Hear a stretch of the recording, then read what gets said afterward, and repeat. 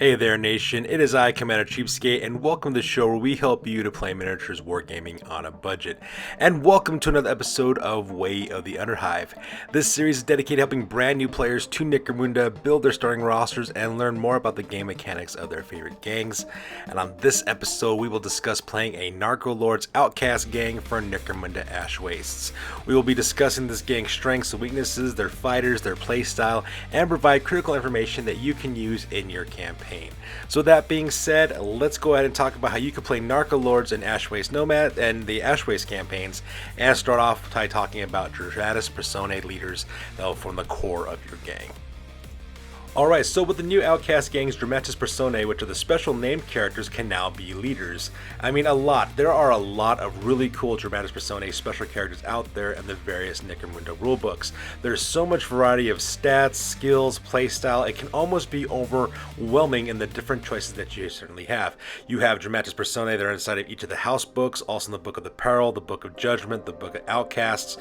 You also have just a plethora of special characters from the gang starting books, so it's really up to you what kind of playstyle you want, what kind of miniatures you want to use, that sort of thing when it comes to using your Dramatis Personae.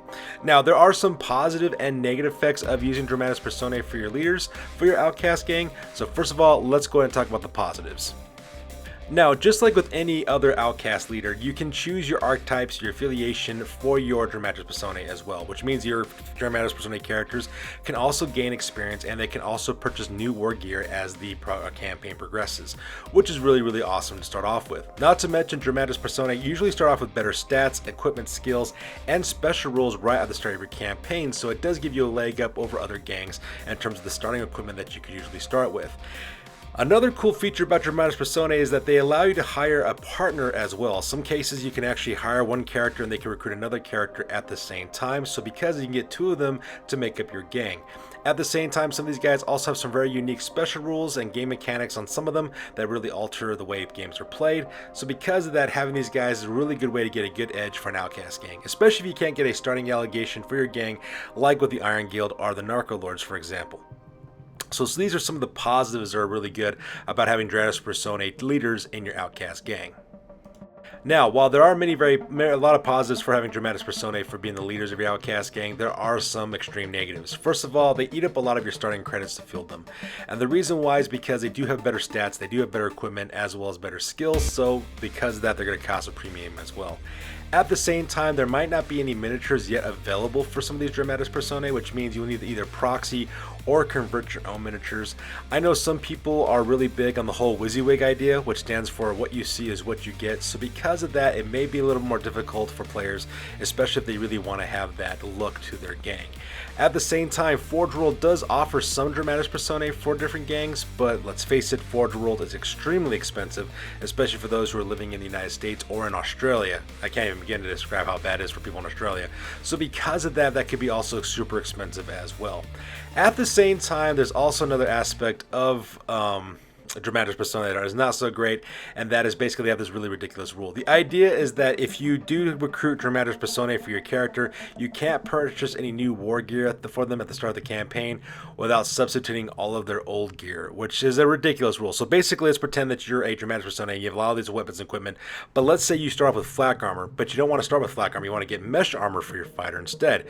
What that basically means is that you have to pay full price for this Dramatis Personae character, but they lose all of their starting gear, and you have to pay 15 additional credits to get that mesh armor. And that's just a very foolish and stupid rule, because no one in real life would actually do that. It's not like you're playing some Dramatis Personae guy who's like, wow, I got this one-of-a-kind super assault stub gun, but because I want to get mesh armor, I guess I gotta take this really cool weapon and leave it back home because I can't trade out my armor for mesh armor without leaving my gun behind. I mean, that's so foolish. No one's going to do that. No one does that in real life, and it's really stupid. So I recommend ignoring that rule, because no one in real life would actually do that, and it makes no sense whatsoever.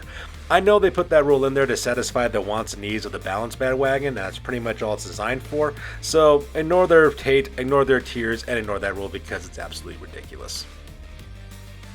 Alright, so what's going to set this gang apart from other outlaw gangs that you're going to have two Dramatis Personae leading this gang. These are going to be the Shadows of Catallus.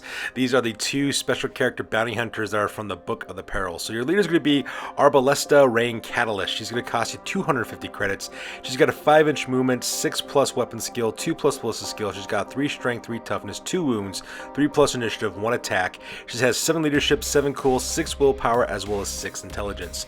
She's going to be armed with a needle long rifle. It's going to have a 48-inch long-range shot, so +1 to hit, with Scare Silent and the Toxin trait with -2 AP. She also has a needle pistol as well. She's got the Infiltrate, Precision Shot, and Trick Shot skills. She's also cool with Chem-Synth, Mesh Armor, Photo Goggles, Respirator, as well as an Infra-Sight for her needle long rifle, which is going to make her really, really good as well. Now, when it comes to her, she is an excellent long-range shooting, deadly at any range with toxic weapons, both at long range as well as short range. She's also the perfect balance of sniper as well as silent assassin because all of her weapons have the silent trait attached to it. Now, she does have a special bodyguard rules, which she can transfer her wounds to Arbelesta, which is her twin brother, which you're going to actually have in this gang, but you won't be using that at first just because Arbelesta is going to be on his own vehicle, so he's going to probably be far away from Arbelesta, so she really can't take advantage of that as well. Now, she also comes with a unique partnership special rule, so because that, she can hire her brother Arbelesta to join your gang as well, and so because that, you will have both of these Catallus brother and sister in order to make up the core of your gang. I highly recommend putting the Gunslinger archetype on this character for obvious reasons, because she's really good at shooting. And that's going to be the leader of your gang, Arbelesta Raen Catallus. Now, at the same time, you're going to get the second half of the Shadows of House Catallus, which is Arbelesta de Catallus. So let's talk about this guy real quick. So he's got a 5-inch wound allowance, 2+ weapon skill, 6+ ballistic skill. He's got 3 strength, 3 toughness, and 3 wounds. He's got 3 initiative, as well as 3 attacks. He's got 7 leadership, 7 cool, 6 willpower, as well as 6 intelligence, and he also costs 250 credits. This character is armed with both a stiletto sword as well as a stiletto knife. He comes with the counterattack skill, the impetuous skill, as well as rain of blows. He's also equipped with Chem-Synth, a displacer field, mesh armor, photo goggles, as well as a respirator. Now, when it comes to Arbelesta de Catallus, there you go, that's his name. This guy is going to be your close combat fighter. He's really deadly at short range and in close combat. He's a perfect balance of close combat fighter as well as assassin because his weapons are automatically silent. Now, he does have a special rule called the Slaughter special rule, so enemies will be less likely to attack him. Pretty much what ends up happening is if he gets attacked and wounded, Arbelesta can actually open fire at them even without target priority, which makes her a very, very deadly combination. Now, just like Arbelesta Raen Catallus, Arbelesta de Catallus also comes with a unique partnership special rule, so he can be hired with your gang alongside his sister Arbelesta as well. I recommend putting the Brawler archetype on him so that way you can give him Bull Charge for +1 strength, as well as adding knockback to his weapons for obvious reasons. And these two fighters will be the core of your gang. Alright, so let's go ahead and talk about the Underhive Outcast Champion real quick. For these gangs, these guys cost 60 credits apiece, and for their stats, they have 5-inch movement, 3+ weapon skill, 4+ ballistic skill. They have 3 strength, 3 toughness. They also have 2 wounds, they have 4 initiative, 1 attack. They have 6 leadership, 7 cool, 8 willpower, as well as 8 intelligence.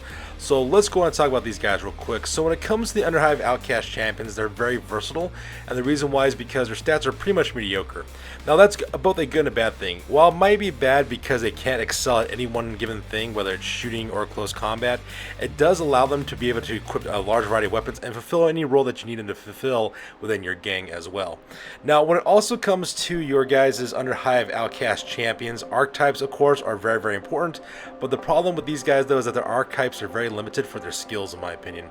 For example, they have 5 different archetypes they can choose from, but they only have 1 primary skill and each of those archetypes followed by 2 secondaries. So for example, if you were to take the Brawler archetype, Brawn would be your primary with Ferocity and Leadership as your secondaries. If you were a Gunslinger archetype, Shooting would be your primary with Agility as well as Leadership as your secondaries. For a Survivor archetype, Ferocity would be your primary, followed by Combat and Leadership for your secondaries. For Mastermind, Cunning would be your primary, with Leadership and Savant as your secondaries. And of course, for Weird archetypes, your Psychic Disciplines would be your primary, followed by Cunning and Leadership as your secondaries. Unfortunately for the Champion, there are no archetypes where combat is a primary, so that is kind of limiting on what you can do. So you won't be getting any skills really to increase your combat abilities, but better weapons and equipment choices could probably help out with that as well. Now, when it comes to their equipment and weapons, they can purchase pretty much anything they want to off the trading post, so long as it's within the rarity value of 8 on the trading post. So they are kind of limited in some of their choices, but the reason why that is the case is because you can take 1 champion for every 3 Hive Scum in your gang. So for example, if you have 6 Hive Scum in your gang, you can take 2 champions. If you got 9 Hive Scum, you can get 3 champions, and etc. So that's basically where the trade-off kind of comes in. And then finally, of course, we have our Underhive Outcast Hive Scum, which is your typical ganger and juvie level fighter for your gang.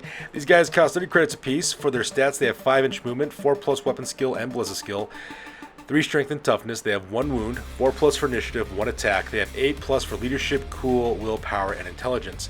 And for their skill access, when they become a specialist, their primary is cunning, with ferocity as their secondary. Now, Underhive Scum, Outcast Scum, they're very mediocre, okay? But because of that, they're also very cheap to field. And even though they have very mediocre stats, they count as both gangers and juvie level fighters for your gang, and because their stats are still so mediocre, they can fulfill many different roles in your gang.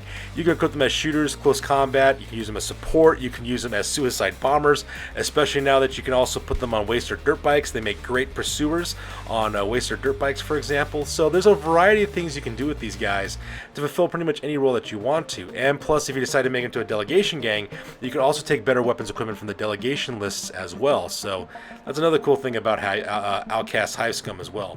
Now, unfortunately, you cannot start your campaign with an Outcast specialist, so that part is kind of sad. Almost every single gang can have a specialist except for Outcast, so that part is kind of sad, but that's the kind of the trade-off. Yes, you can't get those specialists, but right at the start, but you have so many guys you can choose from, and plus your delegations can fulfill those roles anyways, so it's not that big of an issue. So that makes up your guys' Outcast Hive Scum.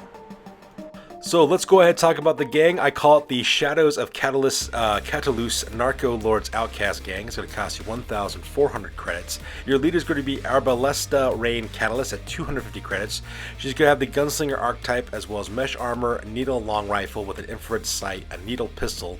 She has Chem-Synth, photo goggles, Respirator, Infiltrate skill, precision shot skill, trick shot skill, and you're going to give her the fast shot skill so that way she can open fire twice with that needle long rifle. After that, you're going to have Arbelesta de Catallus for 250 credits. He's going to have the Brawler Archetype. He's got mesh armor, stiletto sword, stiletto knife, Chem-Synth, as well as photo goggles. He's got a Respirator, a Displacer field. He's got the counterattack, impetuous, as well as rain and blow skills, and you give him the bull charge to give him +1 to his strength of his attacks, as well as knockback ability. After that, you'll have 2 Outcast Scum, Outcast Scum number 1 and 2. Both of them are going to be equipped at exactly the same at 70 credits apiece, with last gun with telescopic sights. And then you're going to have 2 more Outcast Scum number 3 and 4. Both will cost 60 credits, and they're equipped exactly the same with stub guns and chain swords. And then you have 2 more Outcast Scums, Outcast Scum number 5 and 6. Both of them are going to cost you 60 credits apiece. Both are armed with sawed-off shotguns with solid and scatter shot, as well as smoke grenades. And then you'll have 2 Scum Racers. Scum Racer number 1 is going to cost you 280 credits. He's got a Ridge Runner with missile launcher with frag and crack missiles, and another Scum Racer at 240 credits. This guy's driving a Ridge Runner with mining laser. So you will be taking away 120 credits from your starting gang, but that's because you're buying heavy weapons for these Ridge Runners to make them a little bit more deadly. And all will be explained in the gang overview. Now, when it comes to the gang overview, this will be one of the smallest gangs in the Criminal Outcasts, and the reason why is because of the 2 Dramatis Personae characters within the gang, and that's good from the Cornery gang as well. But with that being said, this is a very fast and hard-hitting gang. It's going to use the speed and versatility of the Ridge Runners. This gang will close the distance to enemies, engaging your enemies at both long-range shooting as well as close combat. This gang is designed for lightning-fast raids, stealing, smashing, and destroying your enemies like true outlaws actually would. Now, this gang consists of 2 fire teams. You have 1 support fire team and 1 assault fire team. Your support fire team will consist of Arbelesta Raen Catallus, as well as Outcast Scum number 1, Outcast Scum number 2, Outcast Scum number 5, and Scum Racer number 1. This fire team's mission is to maneuver around the battlefield looking for explosive flanks to exploit. While doing this, Scum Racer number 1 fires a missile launcher, firing frag missiles at dismounted fighters and crack missiles at vehicles. Meanwhile, Arbelesta Raen Catallus, Outcast Scum number 1, and Outcast Scum number 2 provide long-range fire. Arbelesta can fire twice with fast shot using her needle long rifle to engage long distance targets. Her infrared sights helps with the blackout and low visibility conditions in the ash waste. I suggest getting her hotshot last packs for Outcast Scum number 1 and 2 as the campaign develops, so that way those guys also have strength 4 attacks. Now, Outcast Scum number 5's job is twofold. One is to protect the Ridge Runner from being boarded with their sawed-off shotguns. They can fire those off and knock off any guys who try to board the vehicle. At the same time, you can also lob smoke grenades in order to cover the advance of the vehicle until you get better upgraded weapons for the Ridge Runner. After that, you have your Assault Fire team, which consists of Arbelesta de Catallus, as well as Outcast Scum number 3 and 4, and Outcast Scum number 6, and your Scum Racer number 2. This fire team's mission is to charge straight for the enemy. Scum Racer number 2 also fires off their mining laser to target either high-value targets or enemy vehicles. Meanwhile, Arbelesta de Catallus, Outcast Scum number 3 and 4 either board enemy vehicles or fight dismounted. They exploit their combat abilities with chain swords as well as stiletto blades. Arbelesta is a close combat beast, so don't be afraid to charge in to cause a lot of chaos with him. And as the campaign develops, I suggest purchasing better armor for Outcast Scum number 3 and 4. Something like mesh armor with armored undersuits, or maybe armored undersuits and hazard suits, so that way they're a little bit more survivable. Now, Outcast Scum number 6's job is twofold. It's to protect the Ridge Runner from being boarded with their sawed-off shotguns, as well as lobbing smoke grenades to cover their advance at the same time. And that pretty much makes up what I like to call the Shadows of House Catallus Narco Lords Outcast gang build. So in conclusion, having Outcast gangs are a great way to add some diversity to a campaign, especially with Dramatis Personae as being the leaders for these Outcast gangs as well. Not only do your Dramatis Personae have some really powerful options, but so do your individual Outcast Scum and Outcast Champions, and you combine with vehicles even more so. And it adds a lot of diversity to a campaign and makes things really awesome as well. So my suggestion for you is to pick out your favorite guild and head out into the Ash Waste and bring glory as well as honor to your gang and try to regain your outcast status and go back to the ranks of your noble either houses or your guild or your criminal organization. The only thing I would tell you to look out for though is for the balanced bandwagon, because they'll scream things like overpowered and cry hateful tears of sorrow, so just drink their tears and just watch them suffer as you destroy them. So with that being said, ladies and gentlemen, that's good for this one. As always, please feel free to like, comment, and or subscribe. Your guys' input is valuable to us as always. Also check us out on Facebook, Instagram, as well as blogger.com for all those greatest hobby news related to this channel. That's good for this one, you guys. I'll catch you guys in the next one. Peace out and stay classy.